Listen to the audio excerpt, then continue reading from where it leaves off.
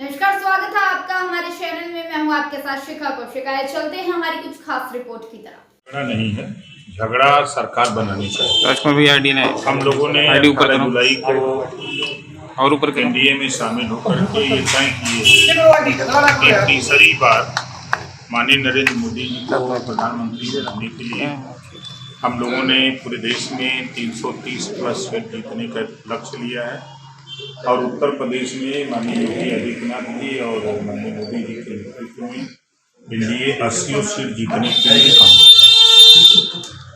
Sir, देखा जाए तो अभी कांग्रेस जो है यूपी जोड़ो यात्रा निकालने जा रही है, क्या कहेंगे? इससे पहले उन्होंने भारत जोड़ो यात्रा निकाली थी। तो यूपी टूटा कहाँ? वो तो एक ड्रामा है। उसी बहाने जनता के बीच में जाने का एक साधन बनाना है और ना यूपी टूटा है ना भारत टूटा है। स्थिति ये है कि कांग्रेस को चिंता इस बात की है, सपा को चिंता है, बसपा को चिंता है कि कल तक प्रदेश और देश में दंगे होते थे, कर्फ्यू लगते थे। आज दंगे नहीं हो रहे हैं, न कर्फ्यू लग रहे हैं। कांग्रेस की सरकार रहा करती थी तो प्रधानमंत्री जी कहा करते थे कि हम 100 रुपया दिल्ली से भेजते हैं तो 15 रुपया धरातल पे जाता है और आज 100 का 100 रुपया सीधे खाते में जा रहा है। आप अगर किसान सम्मान निधि की बात करिए तो सीधे बैंक से उसके खाते में किसान। आयुष्मान कार्ड कल तक कांग्रेस की सरकार, सपा बसपा मिली जुली केंद्र में सरकार, तो ये गरीबों के इलाज के लिए साधन जो आयुष्मान कार्ड बना एनडीए की सरकार में, इनकी तरफ से कोई पहल नहीं। सरकार अगर उठा के देखिए, अब तो प्रदेश और देश की सरकार की योजनाओं को लेकर के सरकार गाँव की ओर चल रही है।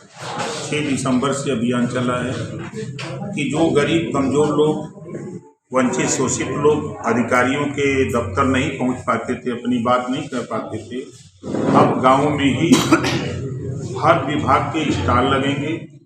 उसमें चाहे वो उसके आयुष्मान कार्ड बनाने का हो, चाहे राशन कार्ड का उसकी बीमारी हो, चाहे उसका खतौनी का मामला हो, चाहे कृषि से संबंधित हो, चाहे किसी से संबंधित, वहाँ अधिकारी पूरी सरकार गांव में जाकर के उनकी समस्या का हल करने का काम। राजभर जी, पार्लियामेंट अटैक भाजपा सरकार ने दूसरी बार कल बरसी जी उसमें हुआ और उस पर यूएपीए आतंकवाद विरोधी कार्रवाई होगी। विपक्ष कह रहा है कि पार्लियामेंट की सिक्योरिटी एयरपोर्ट पे करा दी जाए।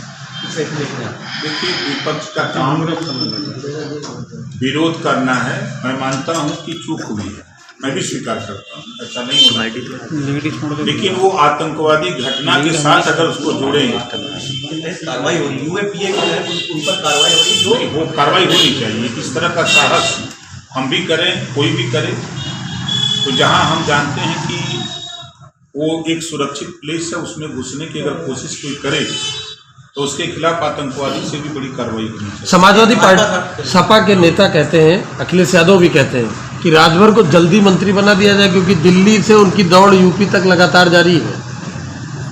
देखिए, समाजवादी पार्टी को इस बात का डर सता रहा है कि ओम प्रकाश राजभर की बात मुसलमान अगर सुन लिया, पिछड़ा अगर सुन लिया तो फिर उनको वोट कौन देगा? चाहे वो कांग्रेस हो, बसपा हो, सपा हो। आज़ादी के बाद नौकरियों में 38% मुसलमान थे। कांग्रेस ने इतना विकास किया, सपा ने इतना विकास किया, बसपा ने इतना विकास किया कि आज नौकरियों में 1% नहीं रह गया है। समाजवादी पार्टी के नेता अखिलेश यादव जी खुद 5 साल मुख्यमंत्री थे और 5 साल में उन्होंने खुद मुसलमानों को नफरत के अलावा कुछ दिया नहीं है। 531 थाने हैं उत्तर प्रदेश में, 531 थाने में एक भी थाना अखिलेश जी बता दें कि जहां 4 गो मुसलमान के बेटा को सिपाही बनाए हों, दरोगा बनाए हों। बनाया किसको? 20% वोट लिया मुसलमान का और अपनी जाति को सिपाही और दरोगा बनाया, लेखपाल बनाया, वार्ड बॉय बनाया। जिस भी विभाग में जाइए वहां अपनी जाति को उन्होंने बढ़ावा दिया। ये बात किसी नेता के पास हिम्मत नहीं है किसी दल के किस बात को कहे, इस नाते वो हमसे ज्यादा चिढ़ते हैं। 27% आरक्षण 1993 में लागू हुआ, 3 सितंबर 2013 को हाई कोर्ट ने कहा कि 27% आरक्षण का लाभ कुछ जातियां उठा रही हैं, इसको बांट करके उत्तर प्रदेश सरकार दे। मुख्यमंत्री कौन था? अखिलेश यादव जी। हाई कोर्ट की बात को उन्होंने नहीं माना।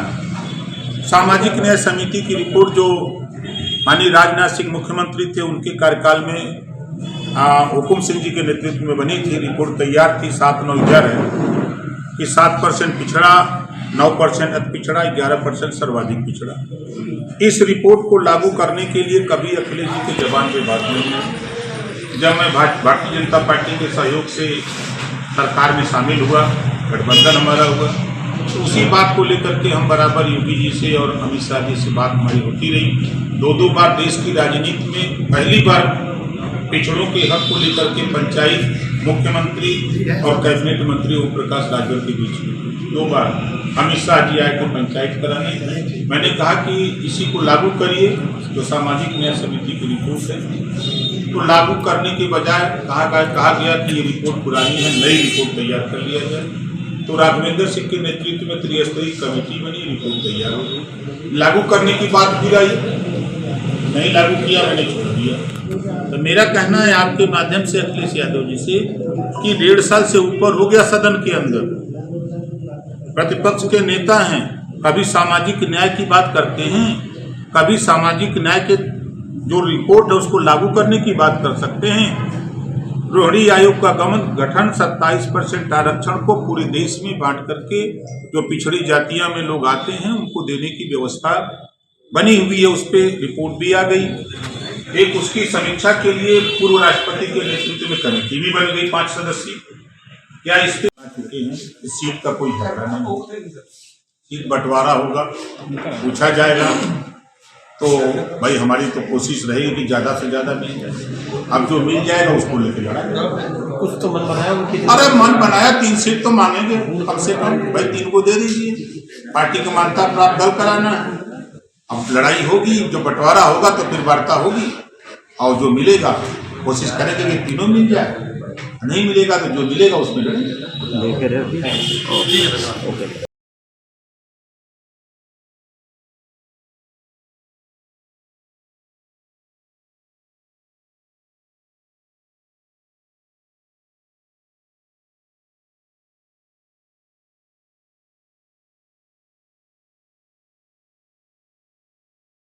अच्छी लगी होगी, हमारे चैनल को लाइक, सब्सक्राइब और शेयर करना मत भूलिए। ऐसी ही खबरों के लिए बने रहे मेरे साथ। नमस्कार।